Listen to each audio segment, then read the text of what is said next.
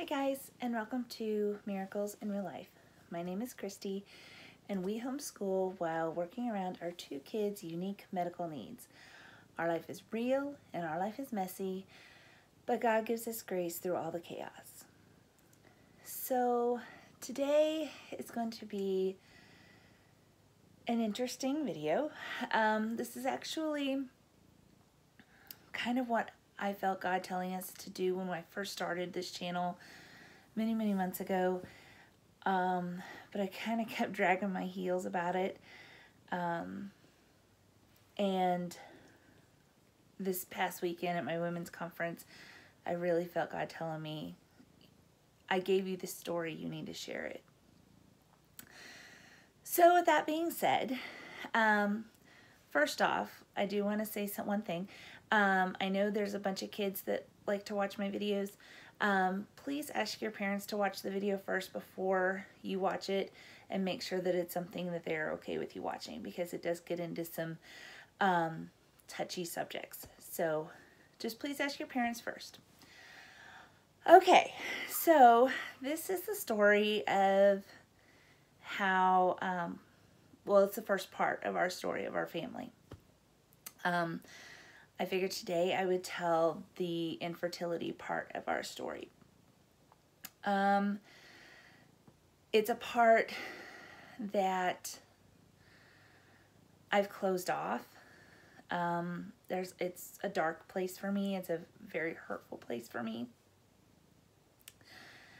A place that I don't go back to because I have two amazing kids. There's no reason for me to go back there. Except for that, God wants me to share this story, and maybe it can help someone else. So, this is going to be hard. Please don't mind the tears. I'm sure there will be some. So let's get started. Okay. So Kirk and I were married right after I turned 20 and he was 22. We knew we wanted to have kids right away.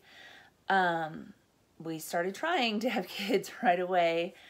And every month, when my cycle would be late, I would think I was pregnant. Now, when I say my cycle was late, my entire life, I'd never had a regular cycle. So I don't even know what I was basing that on, other than I was a young 20-year-old who thought, I don't know what I thought. But anyway, so after several months of either not having a period at all, or, things would be super late. And then I took test after test after test after test. I really should have, had a better plan for that. I wish that they'd had the, Dollar Tree pregnancy test then, because that would have saved me a lot of money. Anyway. So after probably, I don't know, maybe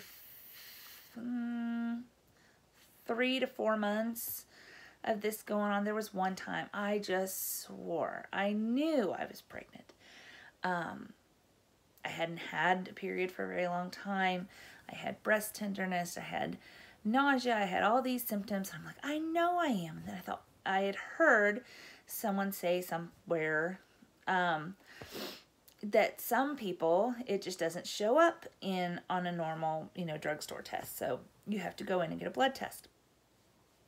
So I made an appointment with my gynecologist, and I went in and we did a test, and it did come back negative. But it was at that point that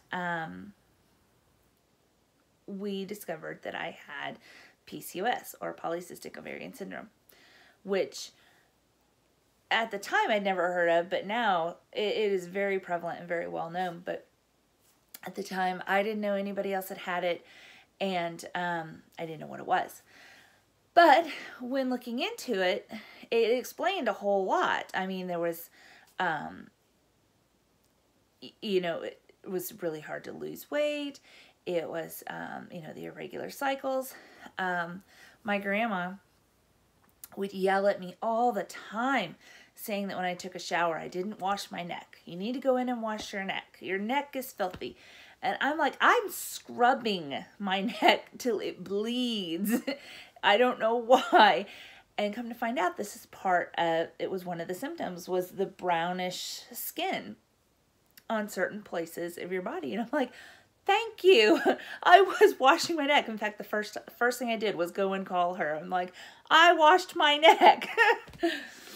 Anyway, so it was nice to have some sort of answer, you know, of, okay, what's going on?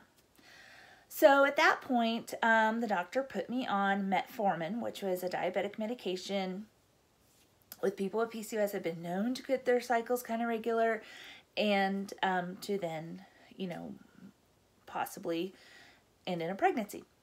So we did that for a few months and, you know, nothing was really happening. So I called my doctor back and she said, that's as much as I can do.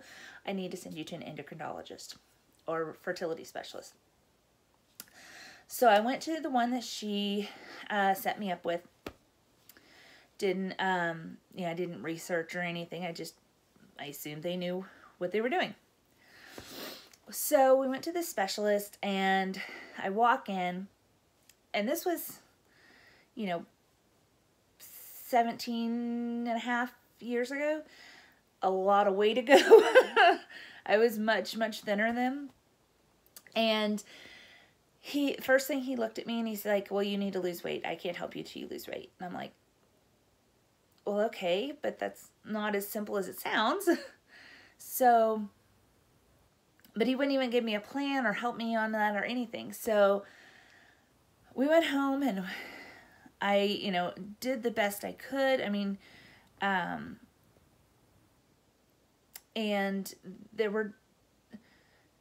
I would lose a little and then plateau and then lose a tiny bit more and plateau. And he was never happy. Every time we'd go back, every month I had an appointment. Every time I'd go back, he'd be like, you need to lose more weight. You need to lose more weight. I can't help you till you lose more weight. So finally, about a year into that, I finally was like, okay, here's the thing. I'm doing the best that I can. I'm losing, but it's not losing very fast. And, you know, I want to get at this. You know, is there anything that can be done? And, you know, at this point, I'd done so much research. I have a very, obsessive personality. And I also, am not a very patient person. So, even though this is what the doctor had told me, I went home and did my own research. And let me tell you, I know more about the human reproductive system than any person should know who is not a doctor. I know a lot. So at this point, I was like, I really want to get started. So he said, well, fine. If you're not going to, you know, lose as much weight as I want and you're fighting for, you know, you want some sort of treatment, I'll just give you some Clomid. And I'm like, okay. Do we need to come in for ultrasounds? Do we need to be monitored? He's like, no, I'll just give it to you and what happens, happens. I'm like, no. So, because I did not want to end up with, you know, a large multiple pregnancy that then I would either have to, that could endanger myself or the babies. And I just wasn't going to do that. It needed to be monitored. So, we found a new doctor. And while this doctor was blunt and very almost cold and just completely honest, he gave me hope because he's like, well, we're going to get this done. You know, we're going to, you know, do everything that we can. And he actually we were doing treatment and not just, being upset with me because I weighed too much. And so, we started with him. We started, let's see, our first cycle, we went with him. I was on the Clomid and I was being monitored. This doctor was an hour and a half away. We had to go up every 3 days for ultrasounds. My first cycle, the follicles got way too big and there were too many, so that was not going to work. So we had to, scrap that cycle. Then the next cycle, no follicles developed at all. So we had to start over from then. So then the third cycle, had the same, or no, the third cycle was in January, and our insurance had switched from December to January. And so I went to go fill our medication, and it said that it didn't cover it, that we had to pay the full amount. I'm like, no, we have insurance. And, you got to remember, at this point, I was still 21, 22. And so I was really young, didn't have a whole lot of life experience. I just assumed you have insurance, one insurance is as good as the next, So I thought that the pharmacy had made a mistake. And so I went home and called our insurance company. And they said, yeah, no, we don't cover any expenses due to fertility costs. And I was shocked because our previous company paid 100% of all of our fertility treatments. So to go from 100% to 0% was devastating, was crushing. And I remember thinking, what in the world are we going to do? Now, when Kirk and I first got married, he was not a Christian, but I was, which, well, there's a story. Don't get married unequally yoked. Not a good idea. But I did not know that. I was not very good. I didn't have a good, strong biblical background. Obviously not near as much as I do now. And like I said, he was not a Christian. In that time frame of us dealing with fertility things, he did become a Christian. He did ask Jesus to save him. And so, it seemed like our family, our little family of just Kirk and I was, things were getting so much better. And then the one thing we wanted more than anything was crashing down. And so I called the doctor's office and I told them, what happened, that our insurance had changed.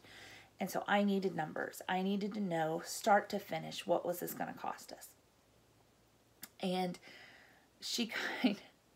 it kind of shocked me a little bit,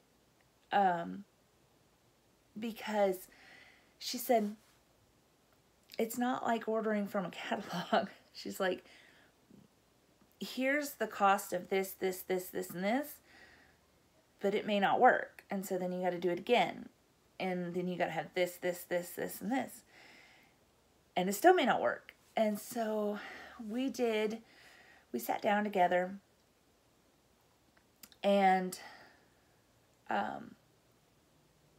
we discussed that, okay, on the high end, we may end up spending $10,000 a month on this.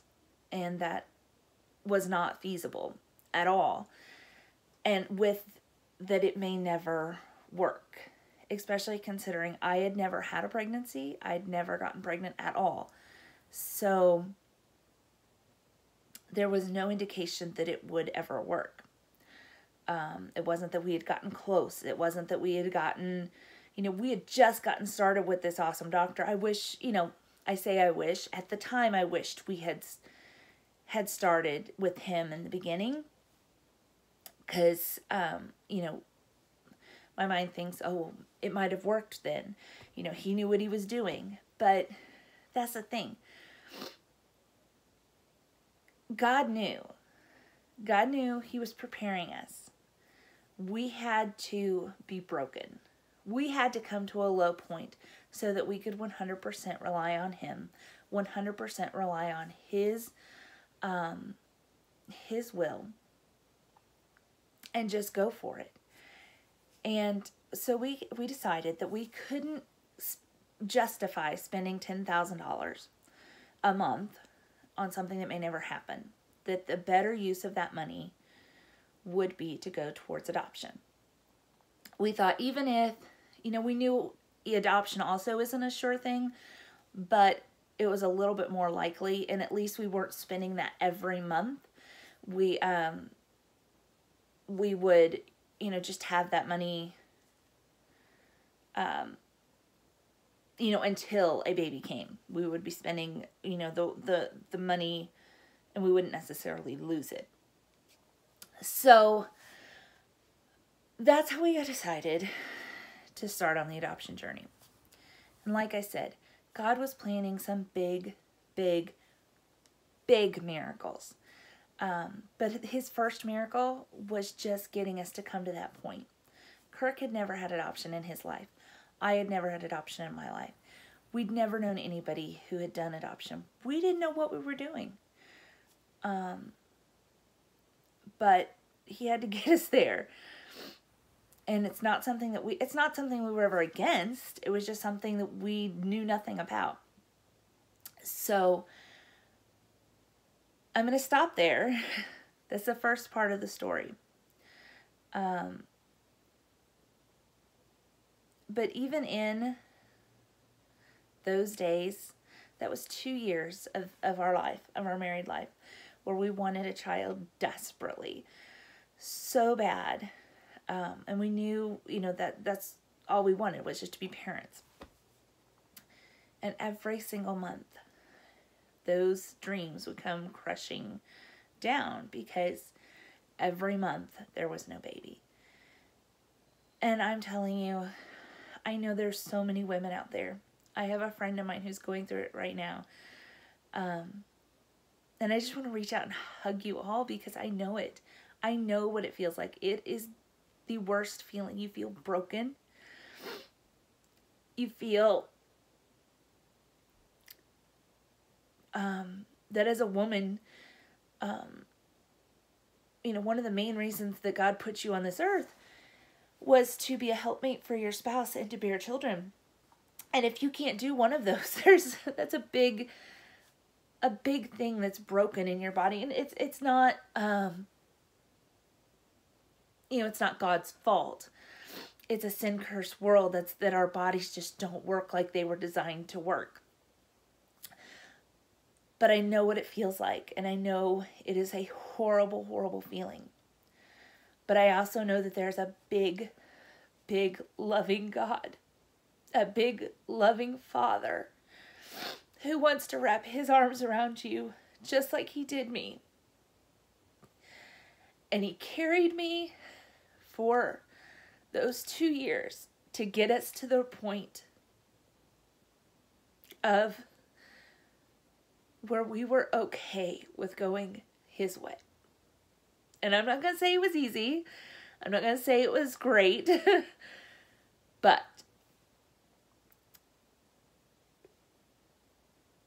it was right. And when you go God's way, it's always right. It may not feel good at times, but it will feel right. Anyway, sorry about the tears. Hopefully, this has been able to touch somebody. If you're not already subscribed, please subscribe. Find out the rest of the story. And hit the little bell notification if you have subscribed. That way you'll know when I do post the next video. Thank you for sitting with me. Thank you for joining me with my tears. And I hope you have a blessed day.